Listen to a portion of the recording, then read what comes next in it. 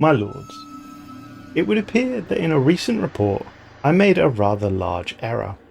One ship type has 9 X slots. 9. 9! Clearly, this was a mistake, and as a result, I'm hanging my head in shame and leaving the area of galactic affairs, also known as Stellaris, to cover content far less likely to result in controversy. Indeed, I cannot think of a single time Hearts of Iron has ever been even remotely controversial. So, I'm going to grab a nice cup of tea and talk for several minutes about the Second World War, specifically a high-level overview of the battle for Alamein.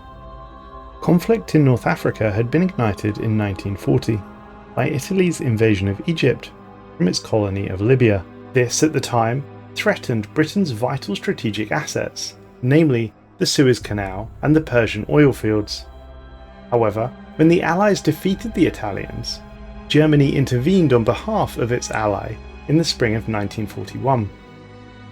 Under the bold leadership of General Rommel, the Axis enjoyed startling success, recapturing Libya and threatening Egypt. Yet, by late 1941, when Rommel's forces had overstretched their supply lines, they were forced to fall back in the face of a determined British offensive. The following year, a revived Axis effort saw Rommel defeat the British at Gazala and capture the Libyan city of Tobruk. For a while, it seemed like Rommel would link up with the Germans advancing in the Caucasus and overrun the entire Middle East. The British conducted a chaotic retreat back into Egypt and rallied their battered army and began to make a stand at the First Battle of El Alamein. This was a position that, unlike others in the desert, could not be turned by a flanking manoeuvre. It bordered both the Mediterranean and the Qattara Depression, a sea of quicksand impassable to mechanized forces. The summer of 1942 would see the defeat of Rommel's final efforts to break through into Egypt. The initiative now lay with the British. They planned another offensive that would finally end the Axis threat to the Middle East. Lieutenant General Bernard Law Montgomery was one of the most capable and controversial British commanders. In August of 1942, he was appointed the 8th Army's commander and immediately set about transforming its fighting spirit. At Alamein, he commanded 190,000 men from across the British Empire, as well as regiments from Greece, Poland and France.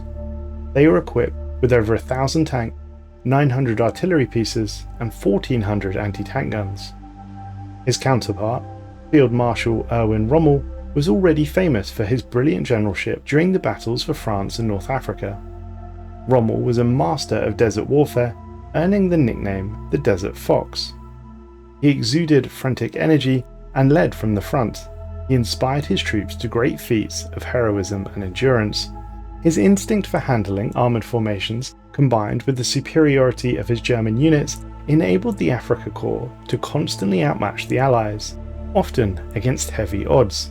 At Alamein, he commanded 116,000 combined German and Italian soldiers, 540 tanks, 500 artillery pieces, and 490 anti-tank guns. The Axis forces would once again find themselves in a critical supply situation. They lacked the fuel and mechanized forces to fight a mobile battle. Rommel instead constructed strong defensive positions which were protected by deep minefields, which he nicknamed the Devil's Gardens. Realizing the strength of the Axis defences, General Montgomery resisted the impatient pleas of British Prime Minister Winston Churchill for an early attack. Instead, he set about building up his forces, improving the morale and training of his troops, and ensuring that he had superior numbers of men, tanks, guns and aircraft. Having assembled a powerful multinational Allied force, Montgomery unleashed his offensive on the night of the 23rd of October with a spectacular artillery barrage.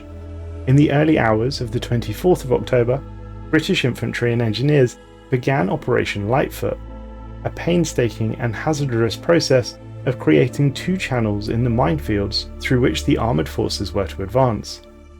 Operation Lightfoot alluded to the infantry attacking first. Anti-tank mines would not be tripped by soldiers stepping on them, since they were too light. As the infantry advanced, engineers had to clear a path for the armoured forces coming in behind. Each gap was to be made 24 feet or 7.3 metres wide, which was just enough to get the tanks through in single file. The engineers had to clear out a 5-mile or 8-kilometre route through the Devil's Garden. It was an extremely difficult task that unfortunately was not achieved because of the depth of the Axis minefields. By 0400, the lead tanks found themselves in the minefield, where they stirred up so much dust there was no visibility whatsoever. Traffic jams developed and the tanks bogged down.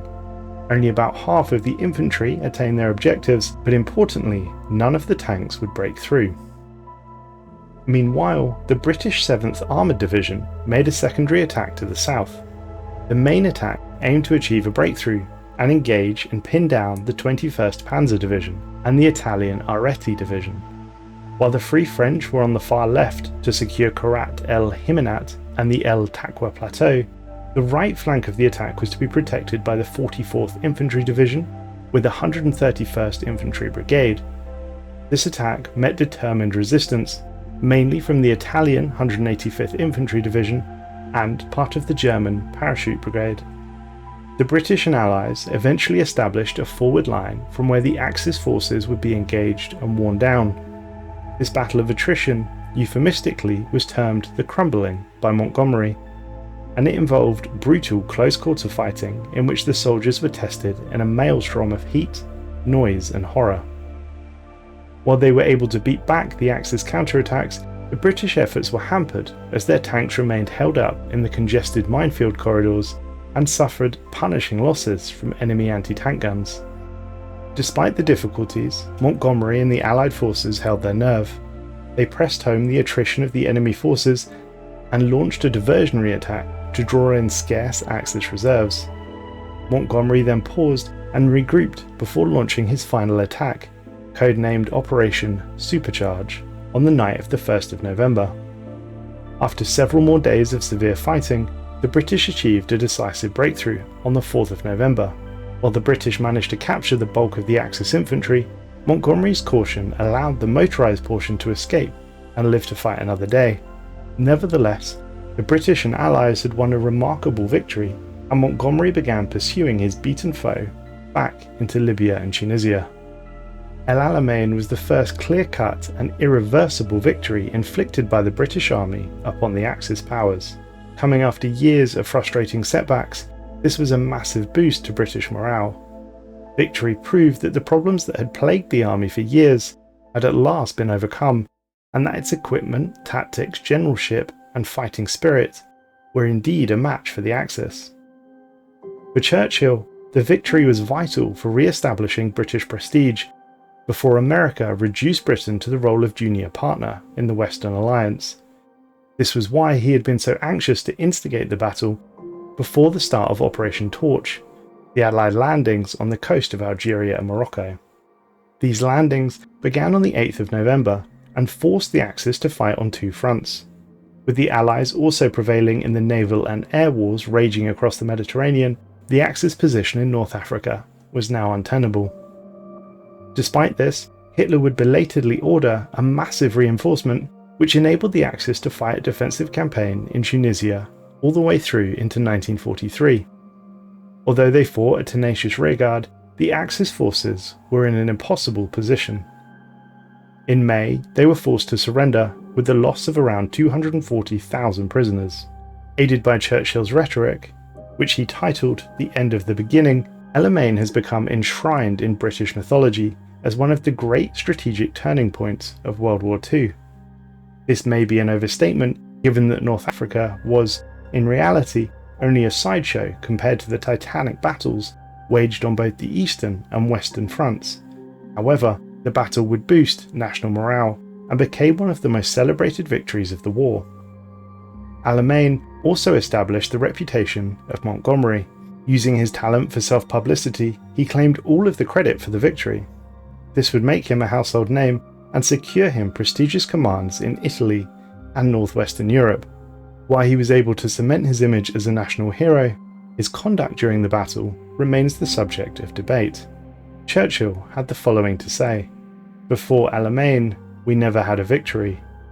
After Alamein, we never had a defeat. Thanks for watching, folks. Obviously this was a bit of an April Fool's. I'm not going to quit Stellaris, but nevertheless I hope you enjoyed a bit of the Hearts of Iron real life lore. As ever, thanks for watching, subscribing, and thanks to the recent influx of members. Everyone's support is much appreciated.